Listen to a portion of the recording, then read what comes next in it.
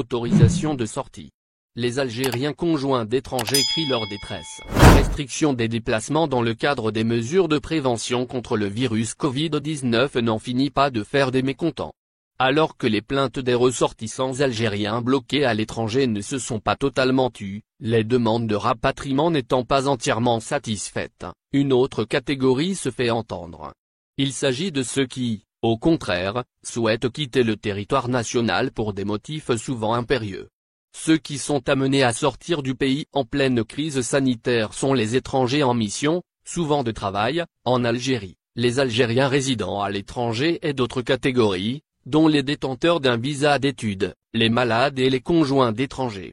Le problème n'est pas insurmontable en principe, d'autant que plusieurs compagnies aériennes étrangères continuent à desservir les aéroports algériens avec des vols spéciaux, plus précisément des vols de rapatriement. Mais certaines de ces catégories se plaignent de ne pas pouvoir se déplacer. Ceux qu'on entend le plus sont les Algériens et les Algériennes mariés à des étrangers. Du côté des pays de destination, tous les écueils sont levés. C'est notamment le cas de la France, qui abrite la plus forte communauté algérienne à l'étranger et dont plusieurs compagnies aériennes effectuent des vols de rapatriement à partir de l'Algérie. Les visas sont aussi délivrés malgré les restrictions imposées par la crise sanitaire. Mais pour sortir d'Algérie, pour les Algériens résidents, il faut obtenir une autorisation de sortie délivrée par les services du ministère de l'Intérieur. Ceux qui crient leur détresse sur les réseaux sociaux assurent que l'obtention de la fameuse autorisation n'est pas chose aisée. Beaucoup affirment être détenteurs d'un visa de type D, c'est-à-dire un visa long séjour, plus de 3 mois, octroyé principalement à ceux qui se déplacent dans l'espace Schengen pour des raisons de santé, d'études ou familiales. Un souci compréhensible, mais depuis le début de la crise sanitaire, la gestion des déplacements exceptionnels de et vers l'Algérie est confiée au ministère de l'Intérieur. C'est ce département qui par exemple validait les listes des Algériens qui ouvrent droit au rapatriement avant la suspension de ce genre d'opération le 1er mars. Même si des critiques avaient été émises, il reste que les opérations se sont déroulées dans de bonnes conditions et une partie non négligeable des Algériens bloqués à l'étranger ont fini par être rapatriés. Surtout, et il est important de le souligner, le rapatriement de dizaines de milliers de nationaux, parfois de pays fortement touchés par la pandémie, n'a pas donné lieu à une propagation exponentielle du virus grâce au protocole strict mis en place.